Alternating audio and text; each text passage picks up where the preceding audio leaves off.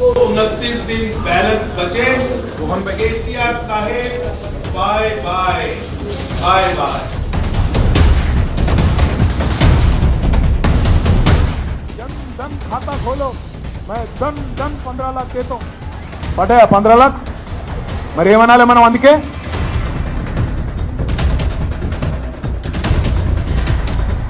ఏమనాలి bye bye Modi.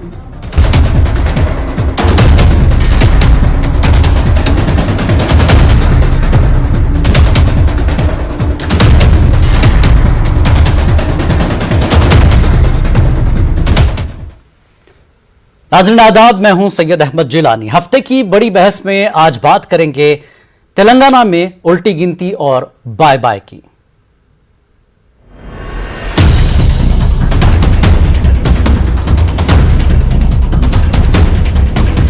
529 दिन balance बचे। केसीआर साहेब bye bye bye bye. Jan Dhan खाता खोलो, मैं धन 15 लाख देता हूँ। पटे 15 लाख మరి ఏమనాలి మనం అందుకే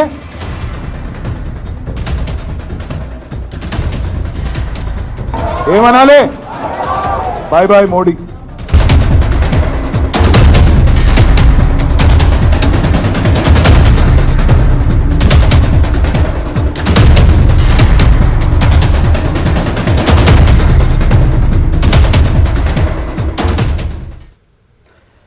नाज़रीन, जैसा कि आप जानते हैं तेलंगाना में असेंबली इलेक्शन अगले साल है, लेकिन रियासत में इंतखाबी माहौल अभी से दिखाई दे रहा है। बीजेपी तेलंगाना में इख्तिदार हासिल करने के लिए पूरी ताकत से कोशिश कर रही है। वहीं 18 साल बाद हैदराबाद में बीजेपी की एग्जीक्यूटिव कमेटी की मीटिंग हो रही है और साथ ही पीएम मोदी परेड ग्राउंड पर इतवार को पब्लिक रैली से खिताब भी करेंगे। ऐसे में बीजेपी ने केसीआर हुकूमत के लिए उल्टी गिनती शुरू कर दी है। काउंटडाउन डिजिटल क्लॉक बीजेपी ने पार्टी ऑफिस पर लगा दिया है। उधर टीआरएस भी बीजेपी से मुकाबला करने के लिए तैयार है। टीआरएस ने मोदी हुकूमत पर इंतखाबी वादों को पूरा नहीं करने का इल्जाम लगाया और मरकजी हुकूमत के खिलाफ बाय बाय मोदी का नारा दिया। हैदराबाद में बीजेपी के 2 रोजा एग्जीक्यूटिव कमेटी मीटिंग के मौके पर रियासत की हुक्मरान जमात टीआरएस की जानिब से चार मीनार से बाय बाय मोदी रैली निकाली गई। शहर की सड़कों पर बाय बाय मोदी के फ्लेक्सी नजर आ रहे हैं। मरकजी हुकूमत रियासत की टीआरएस हुकूमत को बदउनवान खानदानी हुकूमत करार दे रही है और उधर तेलंगाना की हुक्मरान पार्टी तेलंगाना राष्ट्र समिति मरकजी हुकूमत को नाकाम और अवाम मुखालिफ कहा है। जमहूरियत में आवाम ही पार्टियों को इख्तिदार सौंपते हैं और इख्तिदार से बेदखल भी करते हैं। कोई किसी की उल्टी गिनती शुरू कर रहा है तो कोई बाय बाय कर रहा है। कौन अपनी कोशिशों में कामयाब होता है ये तो वक्त ही बताएगा। मगर इस मौजू पर बात करने के लिए आज हमारे साथ खास मेहमान मौजूद हैं। टीआरएस लीडर अनूप कुमार बुगड़ी और बीजेपी से तर्जुमान शुभेंदु शेखर अवस्थी भी जुड़ चुके हैं और सीनियर जर्नलिस्ट सियासी तज्ज़िया निगार इनामुर रहमान गयूर साहब भी हमारे साथ जुड़ गए हैं। आप तीनों मेहमानों का बहुत बहुत खैर मकदम है, स्वागत है। शुरुआत करूंगा तेलंगाना में बीजेपी की कितनी बड़ी जो है, एक तो एग्जीक्यूटिव कमेटी है और एक बड़ी रैली भी होने वाली है, जनसभा होने वाली है। लेकिन इलेक्शन से पहले ही तेलंगाना में इलेक्शन वाला माहौल बना दिया गया है। टीआरएस बीजेपी को कहती है बाय बाय मोदी और बीजेपी टीआरएस को कहती है काउंटडाउन। बस कुछ ही दिन बचे हैं टीआरएस के तेलंगाना में। शुभेंदु शेखर जी, जिस तरह से तेलंगाना पर लगातार बीजेपी की नजर है, उल्टी गिनती आप कहते हैं और बाय बाय मोदी टीआरएस के लोग कह रहे हैं, किन चीजों को, किन मुद्दों को लेकर आप तेलंगाना में आएंगे? क्या कुछ पॉलिसी होगी, क्या कुछ एजेंडा है बीजेपी का सियासी तौर पर तेलंगाना में? देखिए जिलानी साहब, हम लोग राजनीतिक पार्टी जी राजनीतिक स्टार तक ही है और हमारा जो उद्देश्य है कि पूरे भारत में डबल इंजन की सरकार बनाई जाए जी। और जहां जहां पर डबल इंजन की सरकारें हैं, चाहे वो नॉर्थ ईस्ट हो और नॉर्थ ईस्ट के अलावा बाकी जो रियासतें हैं, बाकी स्टेट्स हैं जी, वहां हमने उन क्षेत्र में बड़ा डेवलपमेंट किया है अपने यहाँ पे। तो ऐसा लगता है कि अब जो राजनीति का समय आया है उसमें केंद्र सरकार के साथ राज्य सरकारें अच्छी तरीके से मिलकर काम करें जी, और जिससे कि केंद्र का और राज्य का दोनों का पैसा राज्यों के आवाम के लिए लग सके। जी, खाली हम बातें करें, खाली हम बाय बाय करें, हम खाली कुछ प्रोटोकॉल ना निभाएं, इससे क्या होगा? आज देश को आगे बढ़ना जरूरी है। हमको अपनी राजनीतिक स्थितियों से ऊपर निकलकर देश को देखना चाहिए। तो ऐसा हो नहीं रहा। जी, हमने बहुत समय से देखा है और पूरे भारत में देखा है कि जहां पर डबल इंजन की सरकारें होती हैं वो बहुत ज्यादा डेवलपमेंट कर पा रहे हैं। इसलिए हम प्रयास कर रहे हैं और राजनीतिक विस्तार जी, सभी राज्यों में करना सभी पॉलिटिकल पार्टियों का उद्देश्य रहता है और हमारा भी है। ठीक ठीक है। अनूप कुमार बुगटी जी, जिस तरह से अवस्थी जी कह रहे हैं कि डबल इंजन की सरकार होगी तेलंगाना में, जब बीजेपी आएगी तो तरक्की होगी, आपकी सरकार में तरक्की नहीं हो रही है, और केसीआर ने भी बड़े सवाल कर दिए हैं आज मीडिया के सामने। एक पुराना कहावत है, जिलानी साहब बिल्ली के ख्वाब में चिचड़े चिचड़े बोले सरकार। भारतीय जनता पार्टी वाले ये बाय बाय मोदी बोल के हम ना क्यों बोल रहे, इसके लिए इतिहास गवाह है। जब भारतीय जनता पार्टी 1983 में फॉर्म हुई थी तो पहली बार जब इलेक्शन लड़े थे वो एमपी इलेक्शन से पहले MLA election Andhra Pradesh assembly में लड़े थे जी। वो टाइम पे भी यहाँ पर 3 एमएलए सीट जीते। इंद्रसेना रेड्डी साहब मलकपेट से जीते, एक अपना जो present vice president of India है उन आंध्रा से इलेक्शन जीते, और एक वरंगल से एक कॉन्स्टिट्यूंसी है, वो कॉन्स्टिट्यूंसी में जंगारेड्डी साहब बोल के जीते। उसके बाद जब 2 एमपी सीट जीते 1984 में जी, तो 1984 में जीते जब एक बार गुजरात से जीते, सेम हनुमकोंडा से जीते 2 एमपी, जब उनका 1984 में था जी। उनको गुजरात प्रेसिडेंट बनाए, उनको 99 में हुकूमत में आए जब कैबिनेट मिनिस्टर बनाए, मगर यहाँ के लोगों को कुछ भी नहीं दी। जब से सियासी मसला चल रहा तो आज वेंकैया नायडू साहब को भी वाइस प्रेसिडेंट देके बाजू हटा दिए, मगर तेलंगाना को कुछ भी नहीं करे। एक पार्ट है तो अब इन लोग बोल रहे डेवलपमेंट की बात, जब 157 मेडिकल कॉलेजेस इन लोग दिए उसमें से 25 प्लस जब इन लोग उत्तर प्रदेश को दे सकते, जहां इलेक्शन हो रहा वहां दे सकते, तो तेलंगाना को आज तक एक क्यों नहीं दिए बोले तो कुछ भी नहीं बोलते उसके बारे में। आप लोग इरिगेशन प्रोजेक्ट को हमारे को क्या रुपए दिए बोले तो कुछ भी नहीं बोलते। अरे जीएसटी के हिसाब में हमारे कैसे किससे पैसे दिए, और 13th 14th 15th finance commission के हिसाब से हमारे को कितने रिटर्न आने का है, हमारे पैसे क्या हो बोलते उसके ऊपर आवाज नहीं थे। खाली सिर्फ आवाज किस पे करते बोले तो इला बवाल मचाने के अलावा इन लोगों कौन सी भी भाजपा की प्रवक्ता बात करने दो, खाली 4 ही बात आती, हिंदू मुस्लिम जय श्री राम। ये अभी तो कुछ नहीं कहा अवस्थी जी ने, बात बोल रहा हूं तो यार वो तो तरक्की की बात कर रहे हैं। नहीं जिलानी देश के किसी भी हिस्से में तरक्की हो, ये बीजेपी का एजेंडा है। बीजेपी वालों को जो तेलंगाना में एक डेवलपमेंट करे सो काम बताओ बोलो। ठीक है, हाँ एक बता सकते हो ना, पेट्रोल की रेट बढ़ाए, डीजल की रेट बढ़ाए, एलपीजी की गैस रेट की बढ़ाए, आम आदमियों के हाथा पैना तोड़ दिए, अच्छे दिन लाए, ये सबको मालूम है। रुपए की रेट आज केसीआर साहब बोले 79 रुपीज को गए, उसके ऊपर कोई भी बात नहीं करते, कुछ तो बोले तो लड़ाई झगड़े लगाना। और एक बात, आज जो इनके कैबिनेट मिनिस्टर्स हमारे तेलंगाना में आए हैं जी, जो दूसरे 119 कॉन्स्टिट्यूंसी में गए, जाके एक आदमी पूछ रहे क्या अरे बाबा पंखा जबरदस्त चल रहा, क्या बोलते क्या करेंगे साहब, हमारे पास 24 घंटे की बिजली है। और एक जना बोल रहा रोड पे से जा रहे तो आजू बाजू फुट जाड़ा है, हरियाली है, क्या करेंगे साहब, हमारे तेलंगाना की गवर्नमेंट हरितहारम लगा, इस वास्ते ठंडा हवा आ रहा, पूरा ग्रीनरी हो गया बोल के बोल रहे। चलिए ठीक। तो एक ऐसा एक जो डेवलपमेंट में हमारे एक जना गया रोड पे हाथा पैरा दो क्या है रे नल बोले तो अरे मिशन भगीरथ के हिसाब से हमारे केसीआर साहब हर घर को नल दिए बोल के बोल रहे। तो उनके जो मिनिस्टर खुद है पूरे आके एक आज एक हमारी तरक्की देखिए, आप डेवलपमेंट कर रहे हैं, आप डेवलपमेंट कर रहे हैं, सब डेवलपमेंट ठीक है, यही डेवलपमेंट पर भी बात करेंगे आगे आगे। ठीक, आप एक आओ देखो सीखो, ठीक है, अगर तो देखना नहीं चाह खैर अब आ गई है। बीजेपी के सारे बड़े लीडर इस वक्त हैदराबाद में हैं, वो देख रहे हैं कि तेलंगाना में क्या कुछ हो रहा है। इनाम रहमान गयूर साहब हैं, सियासी तज्जिया निगार भी हैं, सहाफ़ी भी हैं, जर्नलिस्ट हैं। गयूर साहब, जिस तरह से आप सियासी वार देख रहे हैं तेलंगाना में, एक दूसरे के साथ इल्ज़ाम जवाबी इल्ज़ाम चल रहा है, अब इलेक्शन भी करीब है, ऐसी बातें देखने में अक्सर आ भी जाती हैं, कैसे देखते हैं दोनों पार्टियों के जी। सवाल और जवाब का।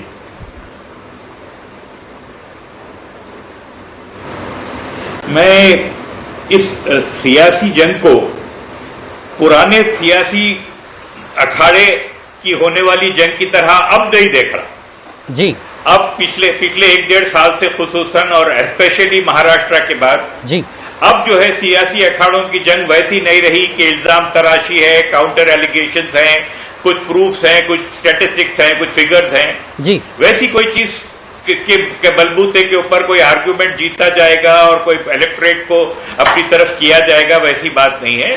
बीजेपी वाले जैसा कह रहे हैं अवस्थी साहब कि भाई डबल इंजन की सरकार जहां भी है जी। वहां खूब चल रही है। जी वहां खूब चल रही है तो वहां पर बुलडोजर भी बहुत चल रहे हैं, वहां पर बेरोजगारी भी बहुत हो रही है। हमें याद है कि किस तरह यूपी में रेलवे सिलेक्शन बोर्ड की मीटिंग्स के वक्त और जो है रेलवे के कैंडिडेट की जो बदहवासी थी, उनकी नौकरियां जाती हुई नजर आकर उसके सिलसिले में जो एजिटेशन हो रहा था जी। उस एजिटेशन को जिस तरह सप्रेस किया गया, वो सप्रेशन जो है कर्नाटक के जरिए किया गया कि वहां पर हिजाब का विवाद खड़ा करके जो रेलवे की नौकरियां थी जो चली गई थी या आने वाली थी और नहीं आने वाली हो गई, वो नौकरियों के एजुटेशन को बंद किया गया। तो ये डबल इंजन वाली सरकार वाली बात तो सिर्फ एक जुमला है जो हमारी तरफ हर किसी की तरफ उछाला जाता है, जिस तरह 15 लाख रुपये इन योर बैंक और ये फुला फुला और ये ऐसी चीजें, वो चीजों से मतलब नहीं है। मैं ये बोल रहा हूं कि अगर डबल इंजन की जगह अगर नहीं है, एक इंजन पे गाड़ी चल रही है, तो आप उस इंजन को कोयला क्यों नहीं दे रहे? अब इंजन चल रहा है, जैसा कि इन्होंने कहा हमारे मुफ्ती साहब ने कि भाई आप जो है जीएसटी का हिस्सा कहाँ है हमारा, हमारे दूसरे जो स्टेट का है, हमको जिस तरह का वो मिलना चाहिए वो क्यों नहीं मिल रहा है।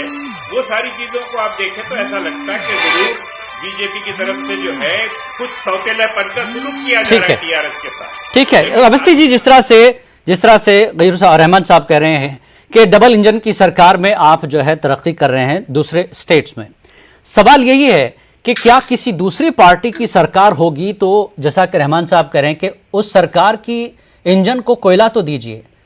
सवाल यहां की तेलंगाना सरकार वही करी कि अगर क्या बीजेपी की सरकार नहीं है तो आप हमारा सपोर्ट नहीं करेंगे या हमें जो देना चाहिए, जो वादा किया था वो नहीं देंगे। दो चीज देखिए, हम किसी स्टेट्स को कैसे कंपेयर करेंगे, ये सब की जरूरत है जी। आज पटनायक साहब का उड़ीसा में सरकार है ना, तो हम क्या उनको सपोर्ट नहीं कर रहे? क्या राजस्थान में कांग्रेस की सरकार है, हम उनको सपोर्ट नहीं कर रहे? क्या हम छत्तीसगढ़ में कांग्रेस की सरकार है, हम उनको सपोर्ट नहीं कर रहे? बहुत अच्छा सपोर्ट कर रहे हैं जी। जब रेजोल्यूशन की बात आई तो पूरे देश में करी गई। अब आपने बोला, मैं वही बोल रहा हूँ जो आपने बोला, मैं उसी का जवाब। अनूप कुमार सुन लीजिए पहले, अनूप कुमार पहले सुन लीजिए, अवस्थी जी को सुन लीजिए। जी अवस्थी जी अपनी बात रखिए। आज तेलंगाना में कोई इंफ्रास्ट्रक्चर कौन पूछेगा? और ब्राइब तो ऐसा ओपनली मांगा जाता है, सबसे पूरे देश में यदि ओपन ब्राइब सिस्टम कहीं है तो वो तेलंगाना में है, और उसका कोई पूछेगा क्यों नहीं? दूसरा चीज, आज सबसे ज्यादा वो है एजुकेशन कहां पे है? यदि पूछे तो पूरे देश में सबसे ज्यादा एजुकेशन का यदि स्टैंडर्ड गिरा हुआ है, लो रेट है, तो तेलंगाना का है। आपने तो भी कहा था कि जब हम यहाँ पे सरकार बनाएंगे तो तेलंगाना को विश्व का सबसे बड़ा स्टेट बना देंगे। क्या हुआ उसका? आपने तो पैसा बनाना चालू कर दिया। और कैसा पैसा कि आज भी भारत में कोई एक स्टेट जाना जाता है जहां पे ओपन राइट सिस्टम हो, वो तेलंगाना है। तो शर्म करिए आप लोग, कम से कम यहाँ चैनल पे आने के पहले जब आप टी शर्ट पे लिखते हैं बाय बाय मोदी, तो आपको शर्म नहीं आती कि आप एक प्रधानमंत्री के लिए लिख रहे हैं, और आपके चीफ मिनिस्टर को भी शर्म नहीं आती कि वो एक प्रोटोकॉल तो नहीं निभाता। राजनीति तो होती रहेगी, जितना आंदोलन लगा रहेगा, पर प्रोटोकॉल निभाना आपके चीफ मिनिस्टर को नहीं आता तो वो राज्य कैसे चलाएगा, ये सोचने का विषय है। जी अनूप कुमार, प्रोटोकॉल की बात अगर भाजपा करे तो लोग हंसेंगे जिलानी साहब। जब मनमोहन सिंह प्रधानमंत्री थे तो यही गुजरात के मुख्यमंत्री क्या नरेंद्र मोदी जी प्रोटोकॉल फॉलो करे थे क्या? बिल्कुल।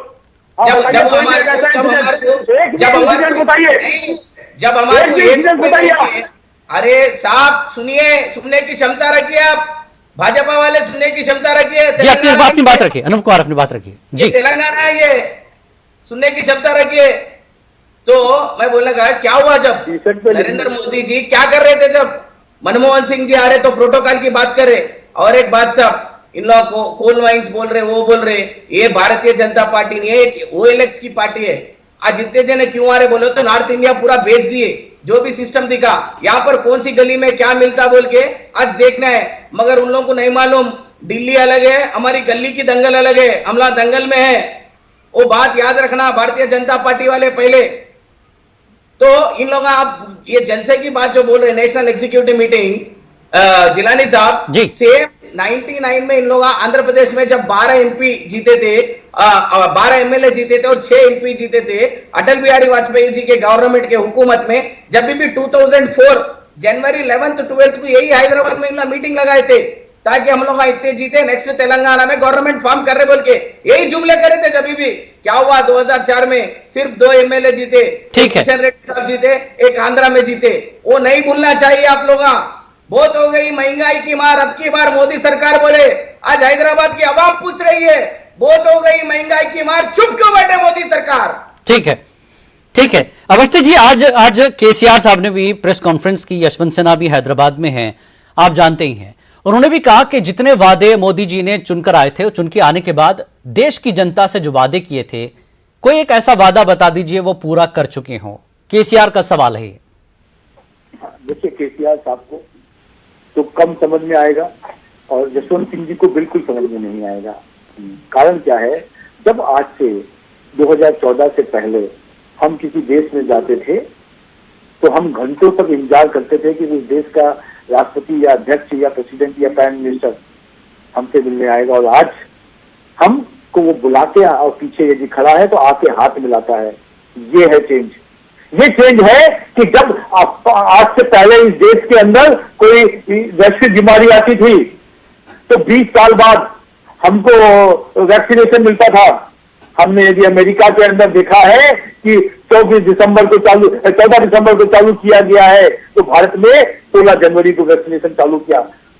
200 करोड़ लोगों को वैक्सीनेशन कर दिया और पता भी नहीं चला। यही तो वो लोग हैं जो वैक्सीनेशन के ऊपर कह रहे थे कि यहाँ पर वैक्सीनेशन मतलब हो, ये इंडियन वैक्सीनेशन है, ये बीजेपी का वैक्सीनेशन है। और आज 2 सालों उससे पहले क्या होता था कि लोग बीमारी से कम मरते थे, भूखों से ज्यादा मरते थे। पूरे तेलंगाना के अंदर नहीं, पूरे भारत में ही कोई भी आदमी को भूख से नहीं मरने दिया गया। जितना अनाज दे सकते थे 2 साल, 2.5 साल, 3 साल, सबको अनाज दिया कि भाई भूख से नहीं मरने देंगे। यही भारत है। यही भारत में आप लोग रहते थे पहले, जब भीख मांगते थे कि हमारा देश बीमारू देश है, हमको कहीं ना कहीं से लाल गेहूं दे दो, जो आप खाते नहीं है, आपकी जानवर नहीं खाते, आपकी गाय भैंस नहीं खाती, वो भारत को दे दो। वहीं आज भारत पूरे विश्व में लोगों को वैक्सीन भी दे रहा है और गेहूं भी दे रहा है। तो शर्म आनी चाहिए आप सब लोगों को, और केसीआर साहब को तो खासकर, कि उनको तो ये मालूम है कि इस 2-2.5 सालों में देश को किस तरीके से भारतीय जनता पार्टी के मोदी जी ने निकाला है। और ऐसी बातें करते हैं हम एक विषय के ऊपर, जिस टॉपिक के ऊपर आओगे उस टॉपिक के ऊपर हम चर्चा कर सकते हैं। और एक दिन टाइम रखिए, मैं कहता हूं एक टॉपिक के ऊपर टाइम रखिए, हम डिस्कशन करेंगे। बिल्कुल बिल्कुल। अनूप कुमार जिलानी साहब, इन लोग किसानों की बात करें तो लोग हंसेंगे, जय जवान जय किसान बोल के, ना जवान ना किसान बोल के बोले। इन लोग जॉब सिक्योरिटी पूछ रहे तो इन लोग सिक्योरिटी गार्ड की नौकरी दे तुम बोल रहे, इन लोग बात कर रहे। अब तक इन लोग फूड सिक्योरिटी के बारे में बात करे। फूड सिक्योरिटी क्या है, इन्फ्लेशन क्या है, जीबीटी क्या है, पूरी भारत की आवाम जानती है। हम लोग हॉस्टल में भी बारीक चावल देते, आप लोग बिहार उधर इधर। आज केसीआर ने किसानों के मुद्दे को लेकर भी जो है बीजेपी को चोट की है, किसान कानून को लेकर भी ना। फिर उस वक्त से रिटर्न और केसीआर कहते हैं कि हम अपने बलबूते पर तेलंगाना में किसानों के लिए एक बहुत बड़ा काम किया है। देश के किसानों को इन लोग कुछ सारी बोले तो है, उन लोग एक बात वो बात दोहराना, देश के किसानों को कितने किसानों ने सुसाइड किया, कितने किसानों ने सुसाइड किया तेलंगाना में, क्या मालूम है आपको? कितने किसानों ने सुसाइड किया? मैं क्या बोल रहा हूँ साहब, आपके किशन रेड्डी साहब यहाँ पर मंत्री रह के भी कुछ नहीं कर सक रहे, एक डेवलपमेंट काम नहीं करे। आप वहाँ दिल्ली में बैठ के हमारी गली के बात सुनने वाले ही नहीं है ना वहाँ पर। साउथ इंडिया को नहीं, अब बीजेपी और टीआरएस जो है किसानों के मुद्दे पर सियासत कर रही है। केसीआर यहाँ कहते हैं कि किसानों के खिलाफ आपने कानून लाया और आपको झुकना पड़ा किसानों के सामने, और वही किसानों की तरक्की के लिए यहाँ पर टीआरएस ने काम किया है, आकर देखें। अरे वो राइतु बंधु कितना 50 शुभेंद्र जी। 56,000 करोड़ भी है साहब, आके देखो बोलो उन लोगों को, उनके पूरे एमपी साहब जो गली में जा रहे हैं, ठीक है सबसे शुभेंद्र जी, देख रहे हैं क्या हो रहा बोल के। शुभेंद्र जी, किसानों पर अब एक बड़ी लड़ाई है क्योंकि किसान बहुत बड़ा तबका है तेलंगाना में। देखिए, मैंने ये की बात कही कि यदि सबसे ज्यादा किसानों ने कहीं पर सुसाइड किया है, total divide by total population वो रेशियो निकाला जाए तो तेलंगाना का सबसे हाईएस्ट होगा। मैं ये कह रहा हूं कि यदि इतना अच्छा है सिस्टम आपका, तो लोग सुसाइड क्यों कर रहे हैं? लोग भूख मैं तो ये कह रहा हूं कि किसान यहां तक कह रहे हैं कि इस राज्य में टीआरएस के आने के बाद गरीबी और बढ़ गई है। ऐसा क्यों किया आपने? आप बात तो किसानों की तरह इकोनॉमिक कंट्रीब्यूटर टू इंडिया, आप उनको इस पूरे 5 सालों में इस पूरे 5 यूनिवर्सिटी बंद करो साहब, आपके व्हाट्सएप यूनिवर्सिटी के मैसेजेस नको देखो। We are 4th largest economic contributor of India. हमारे कहने कोई भूख से नहीं मरते, उल्टा हाथ देने वाली है हमारे कहने पैडी किसानों की क्या स्थिति है? अनूप कुमार, रैतु बंधु स्कीम के बावजूद क्या किसान खुदकुशी कर रहे हैं? अरे साहब ये सब मैं क्या बोल रहा हूँ, अटेंशन डाइवर्शन पॉलिटिक्स करते भारतीय जनता पार्टी वाले। इन लोग को सीधी सीधी बात नहीं होता। हमारे पास कितना अनाज है उन लोग को भी मालूम है। आप लोग भी आपके चैनलों में देखे, पैडी प्रोक्योरमेंट यहाँ से तेलंगाना से भी उन लोग खरीद रहे भी नहीं, ताकि उन लोग पंजाब से खरीद रहे। कहीं को बोले तो वहाँ इलेक्शन है, फूड पॉलिसी नहीं है, वन नेशन इलेक्शन तो तेलंगाना में भी है, तो ये सब जुमला नहीं चलेगा। अभी सब देखे लोग, भारतीय जनता पार्टी खाली जुमला करती, उसके अलावा कुछ नहीं करती। गयूर साहब, तेलंगाना की सियासत को लेकर अगर बात करें तो इस वक्त बीजेपी और टीआरएस आमने सामने हैं और दोनों एक दूसरे पर इल्जाम जवाबी इल्जाम लगा रहे हैं। अगर तरक्की की बात करें तो टीआरएस का आज एक बड़ा इश्तेहार हमको अखबारात में देखने को मिला, उन्होंने अपने कारनामे दिखाए। उन इश्तेहारात की सच्चाई कितनी है और बीजेपी जो इल्जामात लगा रही है टीआरएस पर, यहां की सरकार पर, कितनी सच्चाई आप देखते हैं? गयूर साहब। देखिए, मैं किसी की साइड लिए बगैर बात करना चाहता हूं। बिल्कुल। और इश्तिहारों वाली जो बात रहती है उसके अंदर बहुत कुछ सच भी रहता है और बहुत सच नहीं भी रहता है जी। लेकिन मैं टीआरएस को कॉशन करना चाह रहा हूं कि अब सियासी सीन हिंदुस्तान भर में बिल्कुल बदल गया है। अब अपनी हुकूमत को अगर संभालना है तो सिर्फ आपके पॉलिसीज या आइडियोलॉजी की बुनियाद पर जो है इलेक्शन जीतने का जमाना अब चले गया। अब अपने लोगों को संभाल के रखने की जरूरत है।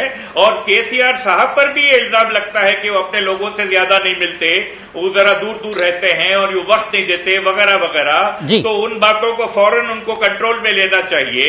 हमको बड़ी उम्मीदें थी, हम अभी भी चाहते कि केसीआर साहब को मौका और मिले, क्योंकि कुछ भी हो उन्होंने हमको तेलंगाना बना के दिया है, इसके लिए हम उनके लिए एहसानमंद हैं। तेलंगाना की आवाम उनकी एहसानमंद है, हम चाहते हैं और उनको मौका मिले। लेकिन ये बात अपनी जगह बिल्कुल सही है कि करप्शन बढ़ रहा है, यहाँ पर नहीं होना चाहिए।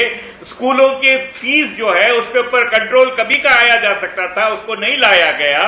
शुक्र है कि आज इलेक्ट्रिसिटी के पोजीशन में हम बहुत अच्छे हैं, हम उसके लिए भी एहसानमंद हैं उनके। बहुत सारी चीजें अच्छी भी हैं, लेकिन पैडी प्रोक्योरमेंट वगैरह ये सारी चीजें, इसमें सेंटर का भी बहुत हाथ रहता है और सेंटर बहुत डिस्क्रिमिनेटरी रोल प्ले करता है ऐसे वक्तों पे जो है किसी भी स्टेट गवर्नमेंट के साथ। और ये ऐसा कोई नया पाप नहीं है, कांग्रेस भी ऐसा ही किया करती थी।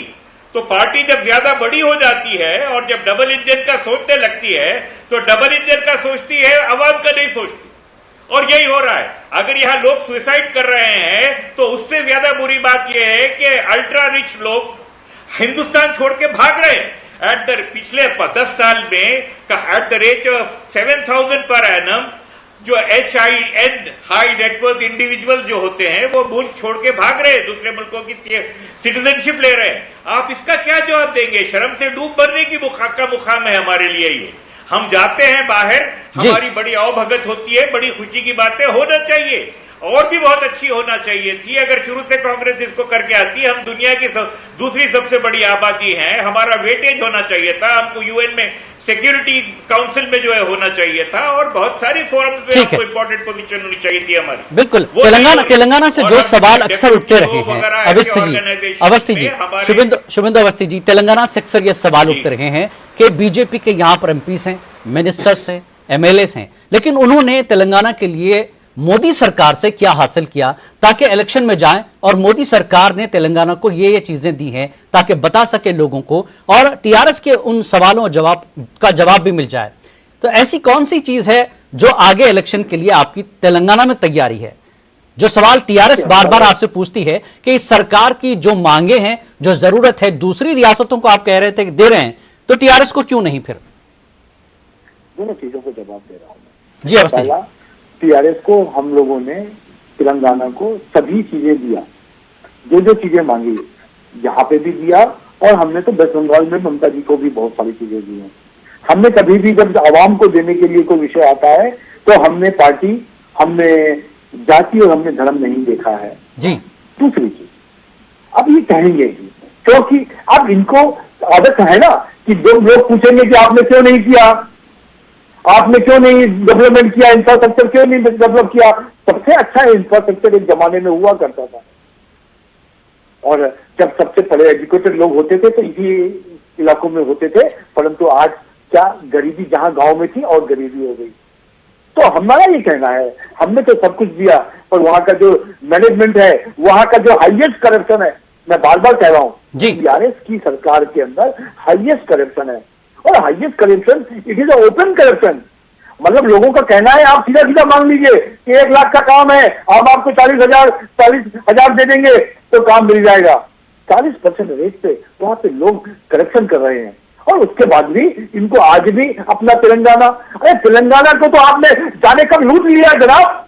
मैं मानता हूं कि टीआरएस आपका उसमें योगदान रहा होगा डिसीजन करने पर, पिछले 5 सालों में तेलंगाना को जितने लूटने का काम किया है आपकी पॉलिटिकल पार्टी ने, उतना किसी ने नहीं किया।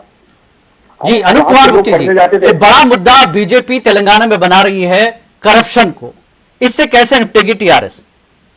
जिलानी साहब, ये हवे के बातें नहीं करना इन लोगों, समझ में ना, दिए बोल रहे, मगर क्या दिए तो अब तक नहीं बोल रहे। पहली बात, हम तेलंगाना को सब कुछ दिए, उनको खुद नहीं मालूम तेलंगाना कहाँ है, तेलंगाना में कितने असेंबली सीट है, समझ में ना, खाली हवे में फेंक रहे हैं उन लोग। आप अपना जवाब दो, अपना जवाब दो, वहाँ करप्शन है कि नहीं है, करप्शन है कि नहीं है? आप कह रहे हो साहब, मैं बोल रहा हूँ ना, जब संजय रावत पे आप ईडी केस लगा सकते, जब बाजू डीके शिव कुमार पे ईडी लगा सकते, ईटल राजेंद्र को स्कैम में फंसे तो भारतीय जनता पार्टी में ले सकते, बाजू तेलुगु देशम पार्टी से ईडी राइड होते नहीं कि आप सीएम रमेश को ले सकते, बाजू तेलुगु देशम पार्टी के एमपी सुरजना चौधरी को ईडी राइड होते नहीं कि आप बीजेपी पार्टी में ले सकते।